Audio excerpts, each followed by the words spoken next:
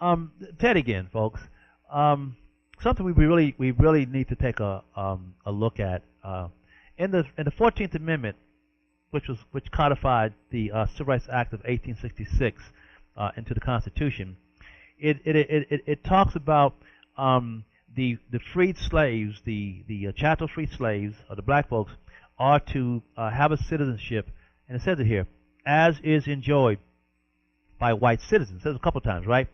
That term white citizens, yeah, obviously at the time, white people, and there was black people, or people of color, which was really a mixture of white people and black people, created the mulattoes, the octoroons, and all the different shades of black, right? Those were colored people.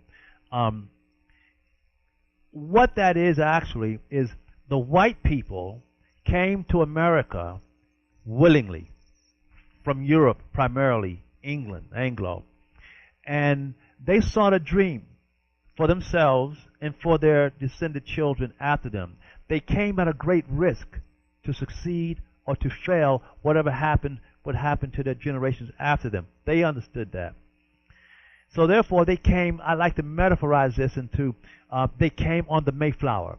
Everyone who came into America from the beginning till someone flying here on a jet plane, they come to America in the metaphor of the Mayflower.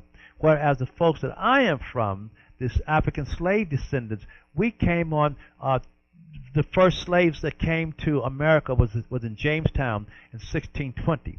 And they came on two ships, two separate ships. One was called the White Lion, and the other was called the Treasure. And these people came backward, unwillingly. We didn't have a desire to find an America and build a family structure and a heritage for our generations to come. That was not in our thinking. It was in our thinking, what in the world has happened here and how do I survive this? Okay? So we came on the slave ships. Now the people who came on the Mayflower are considered white citizens, white U.S. citizens.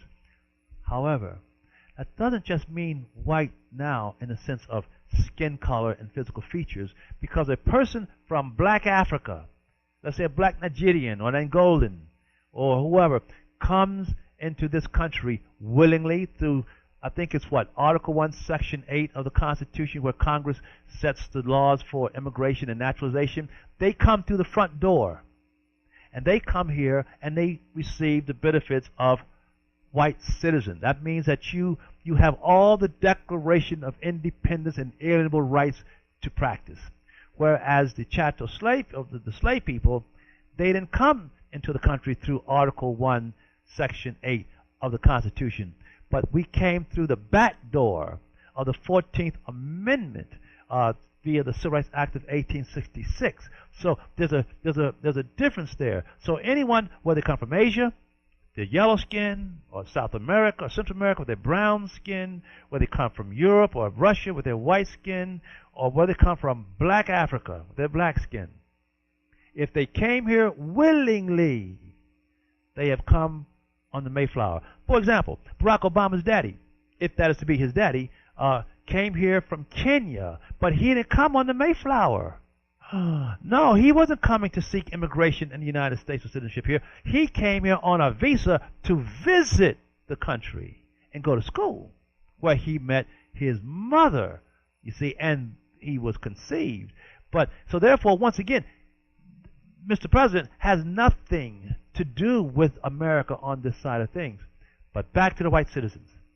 Anyone who comes to this country willingly, regardless of skin color, you are a white citizen, because you experience all of these wonderful things in the Declaration of Independence. Whereas the slave people, we could not begin to experience those things until 1865.